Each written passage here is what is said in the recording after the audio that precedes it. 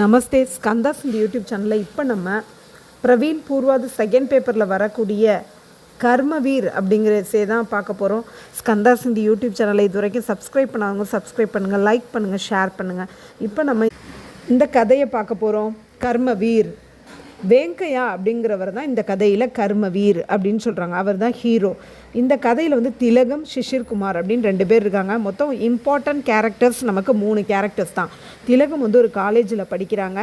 அங்கே வந்து மேகசினில் சிஷிர்குமார் எழுதின கவிதையெல்லாம் வச்சுருக்காங்க. அங்கே இருக்கிற மேகசின்ஸ், அந்த காலேஜ் மேகசின்ஸை படித்து பார்த்துட்டு யார் அது அப்படின்னு சொல்லி தேடி பார்த்து அந்த சிஷிர்குமார் வந்து அவளோட சீனியராக இருக்கான். அவன்கிட்ட பழகுறா. அந்த மாதிரி 2 பேரும் அவன் வந்து ஒவ்வொரு செகண்டும் ஒரு புது புது கவிதையை சொல்லுவான். அந்த மாதிரி அவனோட மகிழ்ந்து கவிதையெல்லாம் பேசிகிட்டே இருப்பாள். ஒரு நாள் வந்து எனக்கு ஒரு டவுட்டு, இந்த மாதிரினா அழகான ரோஜாப்பூ வந்து ஏன் இப்படி, அந்த ரோஜாப்பூவில் வந்து இப்படி முட்கள் இருக்குது, ரோஜாப்பூவோட செடியில் ஏன் இப்படி முட்கள் இருக்குது அப்படின்னு சொல்லி கேட்குறா. உடனே அவன் சொல்கிறான், இந்த அசிங்கமான அப்பாவுக்கு எப்படி நீ பிறந்திருக்கியோ, அழகாக பிறந்திருக்கியோ, அது மாதிரி தான் அந்த ரோஜாப்பூ செடியில் முட்களாக நிறைஞ்சிருக்கு அப்படின்னு சொல்கிறான். அவன் இப்படி சொன்ன உடனே அவளுக்கு கோவம் வந்துடுது. அதோட அவனோட பேசாமல் அவனை அவாய்ட் பண்ணிடுறான். அதுக்கப்புறம் அவனை மீட் பண்ணவே இல்லை. அவங்க வீட்டில் வந்து ஒரு மாப்பிள்ளையை பார்த்து கல்யாணம் பண்ணி வச்சுட்டாங்க. அவன் தான் இந்த வேங்கையா அப்படிங்கிறவன். அவன் எப்படிப்பட்டவன் அப்படின்னா, கவிதையெல்லாம் அவனும் எழுதுவான். அவன் எதுக்கு கவிதை எழுதுவான்னா, லேபர்ஸ், அவங்களோட முன்னேற்றம். அவன் வந்து ஒரு லேபர்ஸோட லீடராக இருக்கிறான் ஒரு கம்பெனியில். அவங்களுக்கு வேலை இல்லைன்னா அதுக்காக போராடுவான், அவங்களுக்கு சம்பளம் இல்லைன்னா போராடுவான், அவங்களுக்கு சாப்பாடு கிடைக்கலன்னா போராடுவான். இந்த மாதிரி ஏழை தொழிலாளர்களுக்காக போராடக்கூடியவன் தான் இந்த வேங்கையா. அவங்களுக்காக போராட்டத்துக்கு தேவையான கவிதைகள் எழுதுவான். அந்த மாதிரி அவன் எப்போதுமே டைரியை வச்சு அந்த ஏழை தொழிலாளர்களோட முன்னேற்றத்துக்கு என்ன பண்ணுறது, இந்த மாதிரி பண்ணிகிட்டு இருப்பான். இவளுக்கு வந்து அந்த காலேஜ் லைஃப்லலாம் அந்த சும்மா அப்படியே கற்பனை கவிதைகளை கேட்டு பழகிச்சா. இதெல்லாம் பிடிக்கவே இல்லை அவளுக்கு. ஒரு எப்படியோ அவனை அவாய்ட் பண்ணிட்டா. ஆனால் அவன் ஒரே நினைவாக இருக்குது. உடனே இவனுக்கு வந்து இந்த மாதிரி இவனுக்கு இந்த விஷயம்லாம் தெரியும், முன்னாடி நடந்ததெல்லாம். சரி, அதெல்லாம் இவனை வந்து ரியல் லைஃப்னால் என்னன்னு இவளுக்கு புரிய வைக்கணும் அப்படின்னு நினச்சிட்டு இருக்கான். அந்த நேரத்தில் ஒரு திருமணமாகி ஒரு 4-5 வருடங்கள் கழித்து கூட இவங்க 2 பேரும் ஒத்துமையாகவே இல்லை.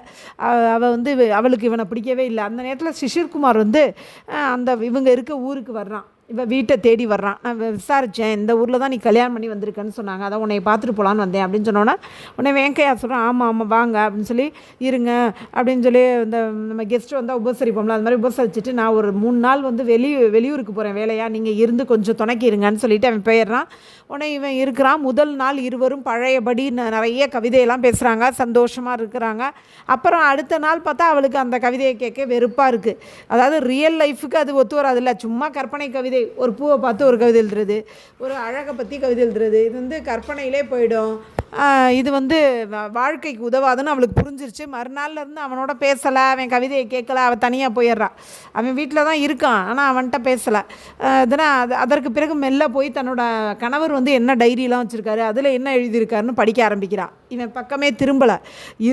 மற்ற 3 நாட்களும் வீட்டில் இருக்க. அந்த 3 நாட்களும் அவனோட பேசவும் இல்லை.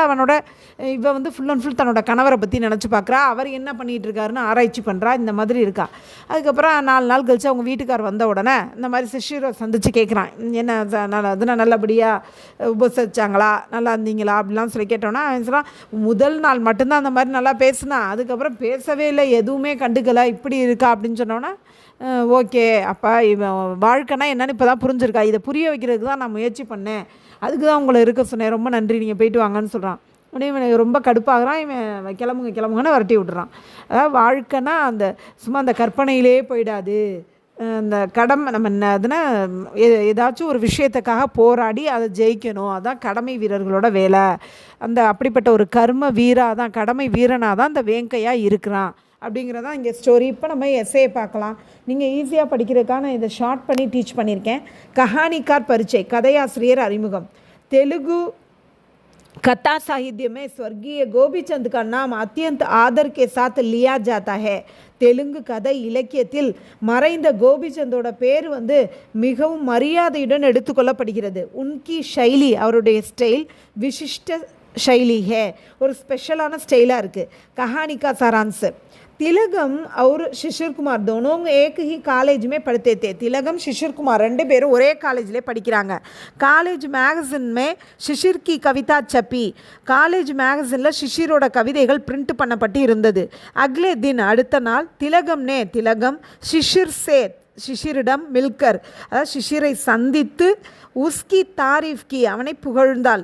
இஸ் தரக் दोनों में இப்படித்தான் இருவரிடமும் மித்ரதா हो गई फ्रेंडशिप ஏற்பட்டது.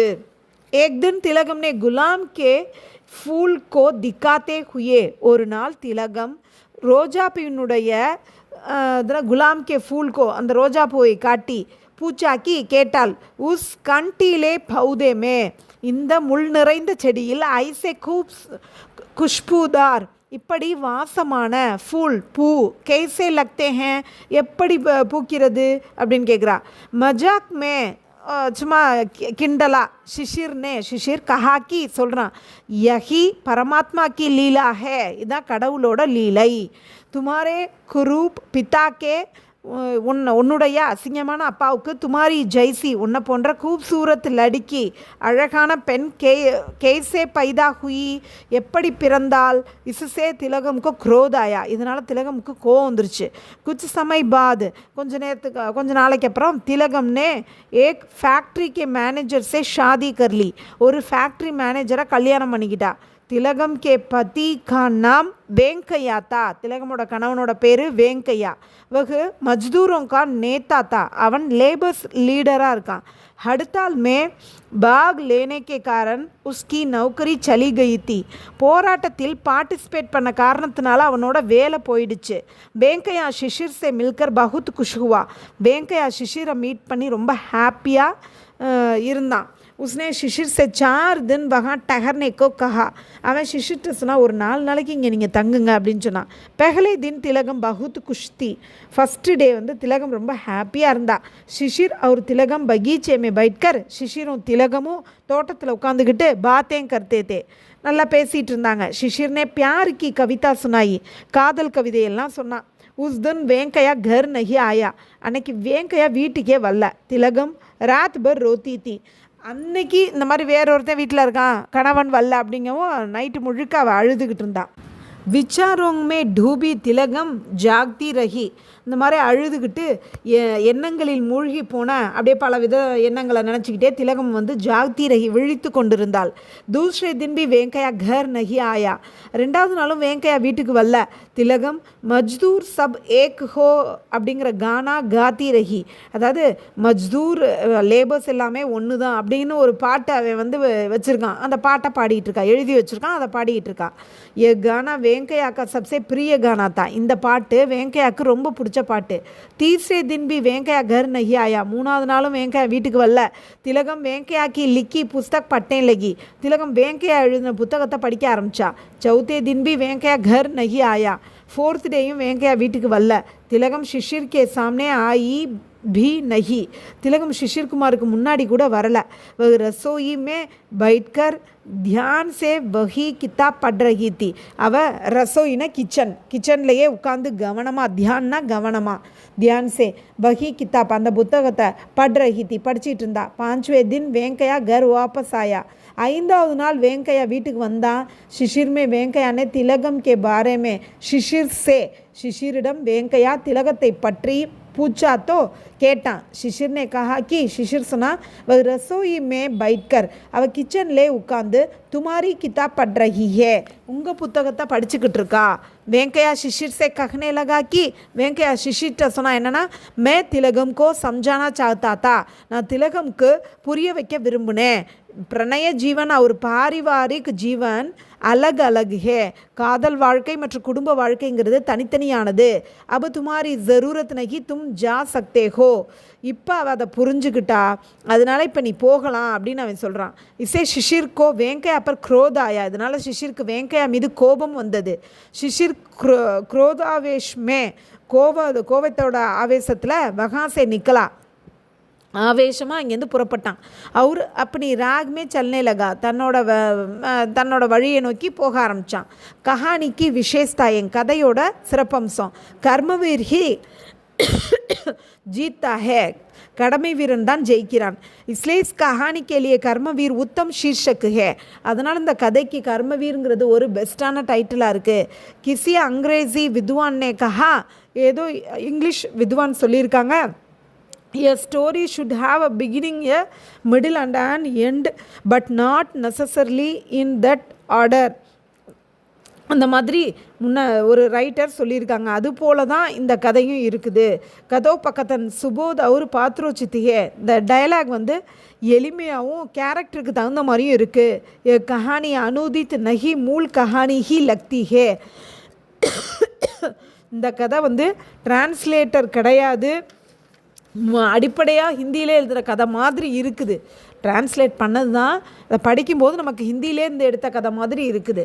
தன்யவாத்.